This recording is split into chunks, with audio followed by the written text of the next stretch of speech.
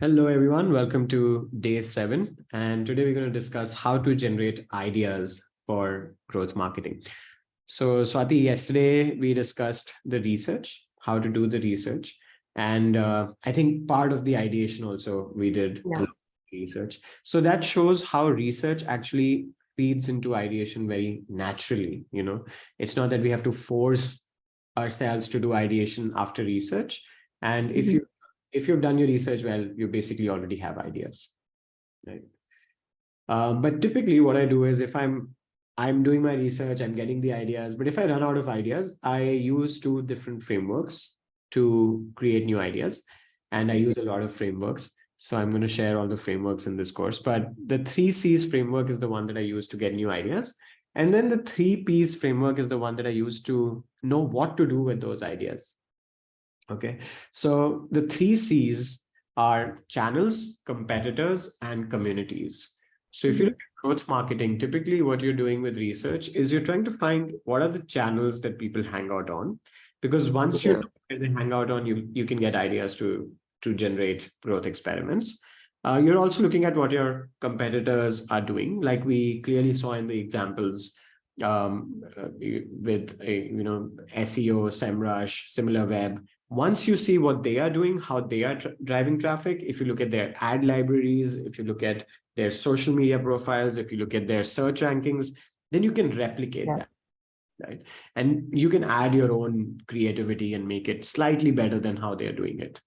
Then you have communities. So what are the communities? Like, for example, we saw that we found growthhackers.com as a community where people who might be interested in taking a growth marketing course are hanging out on, right? So these are the ways that you Yeah. can get ideas, because like I asked, where does growthhackers.com get their audience from? I also asked, how can I get people from growthhackers.com to join my course, right? So Yeah. another interesting community is Reddit. So I can also ask, can you suggest some communities on Reddit where startups and marketeers are active? So those kinds of questions, once you know who your target audience is, so it comes with the exact Reddit communities that I can target, right? So yeah, that's a great list. So these subreddits have a large and engaged audience and can be a great place to share your course and connect with potential students. Just make sure to follow each Yeah. subreddit rules and guidelines for self-promotion. So we have to be a little bit careful. If I cannot promote the course directly, Mhm. what are some ideas to still be able to leverage these communities? So without directly promoting your course, because on Reddit, a lot of subreddits don't allow you self-promotion directly. So instead of that, Okay. what you can do is share your expertise, answer questions, provide valuable resources. You can network with people directly, send them DMs, offer free content, and then take them to the course, participate in AMAs, virtual meetups, webinars is another one that a lot of people use to sell their course. But Mhm. essentially, these are all ideas coming from the C community. And then there were some ideas that we got from competitors, and then some from channels like Reddit as a channel. So most of your ideas will have a root in one of these 3 C's. And that's the Mhm. idea. And then you can branch out to different ideas from there. Right. So Yeah. I mean, most of the people will forget about communities exactly. if I'm talking about Yeah. myself. So I will remember channels and competitors, but now I see how important community aspect is, because there you actually have genuine people who are actually interested in that particular topic. Right. And if you look at influencer marketing, right, because you do that, it's also a Mhm. way of leveraging communities, right? So influencers have Yeah. communities. In fact, I could even say who are some influential people. I'm looking at obviously mega Yes. influencers, influential people who talk about startups and marketing, right? So that could be a good place to start. And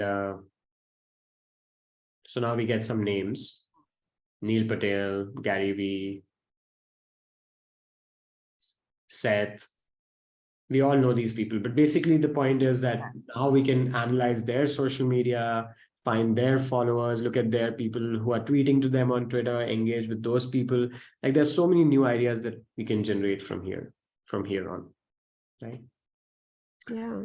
So yeah, now what do you do with these channels, competitors, and communities? That's the next question. And the answer to that lies in the 3 Ps of growth hacking or growth marketing, which is piggybacking, partnerships, or paid opportunities, right? And piggybacking essentially means that someone is already doing something and then you leverage that and you just ride off of that. So Airbnb, Craigslist is a classical example of this. Partnerships, a good example is Facebook and Spotify. Then paid opportunities, you look at so many startups who run ads on Facebook, but also you can run ads on Reddit. Why should I go this whole way if I have the cash? I could just run ads on these particular threads on Reddit, right? On these subreddits, they call it. So there are different ways that you can leverage the 3 Cs, and that's what's answered by the 3 Ps framework. So typically you will leverage those channels in one of these 3 ways, right? So look at influencers, for example. You would typically get on a partnership with an influencer. Yeah. If the partnership is successful, you might even get into a paid opportunity where you'll pay the influencer some amount to create content for you. So yeah, those are like 2 frameworks that you can use. And to generate a lot of ideas, just remember you have these 3 questions that you can ask. You can ask, who is targeting the same audience? And that's the real definition of a competitor here. It's not someone who's selling the exact same thing as you, right? It could be someone who's selling the exact same thing as you, or it could be someone who's selling something else to the same audience, right? Yes. Because that's also a place that you can leverage. In fact, you can partner with those indirect competitors and you can piggyback off the direct competitors, right? So the 3 Ps and 3 Cs playing together. Channels, where is your audience active? You can either piggyback those channels, you can do paid ads on those channels, or you can even partner with those channels. You can do any of those 3 things. Then you have communities. What groups of communities is your target audience part of? So those things will give you like a great place to start when it comes to getting ideas. So we discussed about this growth marketing course idea, but let's look at another idea. Let's look at another business. Let's go back to the agency business, right? And many people think the communities aspect is only applicable for B2C. But if you look at the agency business, there are many podcasts and communities where e-commerce or Shopify business owners are active, right? And those would be good places to actually run growth experiments. Like one of the experiments I was thinking is going and doing a podcast with Shopify business owners, right? I think I discussed that with you as well. Yeah.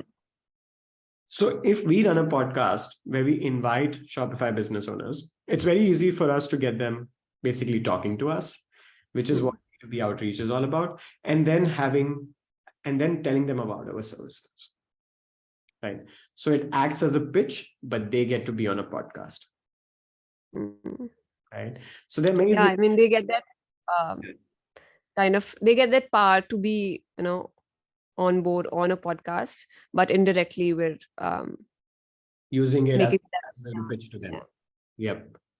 Right. So, I mean, we could generate unlimited ideas with just these 3 things. And another way that I do it is basically look at these, everything here is one growth marketing experiment that we can run. Then we have from growthhackers.com, these are all places that we can run an experiment on.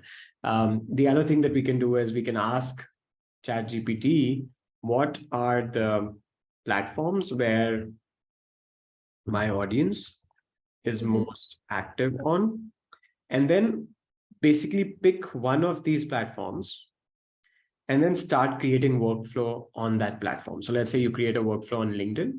So let's say it says, okay, LinkedIn is a professional networking platform. So your audience is active on LinkedIn. I'm just going to go on LinkedIn. And let's say I even want to just target growth marketeers. I could just search for growth marketing. And this is an amazing workflow. So let's say I search for growth marketing and then I click on people, and then I can put the location. Let's say I put India just to just as an example. Mhm. And then I have all of these people who come up. Then I can basically have a DM outreach workflow. And Yeah. I can also do that with ChatGPT again. So I can ask ChatGPT, I found some growth marketeers on LinkedIn. Suggest a connection invite message for them and include information about my course. So I get a message here that I can send them to connect with them, right? Add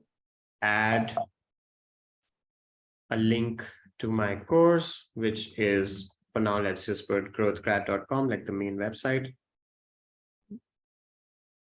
And now it would literally have a link to the course that we can send to this people. Yeah, and it sounds so human. I Right. mean, Yeah. Include my name in the signature. My name is Rish. I'm the founder of growthgrad.com. Right. So I can keep building on this, but essentially the point is, in fact, we can do a lot of this in bulk. So now it's added a signature, but we can even add their names by using yeah. ChatGPT inside Google Sheets, right? So there is an extension Oh, where you can use ChatGPT inside Google Sheets.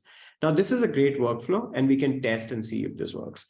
But great ideas here. So you can generate a lot of these ideas if you start from these questions. And then how do you use these questions? How do you, what to do with these 3 C's is answered by the 3 P's. So for me, these 2 frameworks sort of complete the ideation phase of growth marketing. yeah. I think those are some like solid frameworks, both of them, Right. because not yeah, most of the people won't know what to, if even they know the competitors, the channels, the communities, they won't know what to do with them, how to move ahead. Right. So I think, yeah, that Like some obvious things that you can do, but when you think about the 3 P's, then you can also think like alternative ways that you yeah. can, right? Cool, awesome. So that's all for ideation. And I think what we'll do is in the next lesson, we'll discuss like how the execution works and how the execution sprints work. But yeah, that's all for today. And let's catch up again in the next one.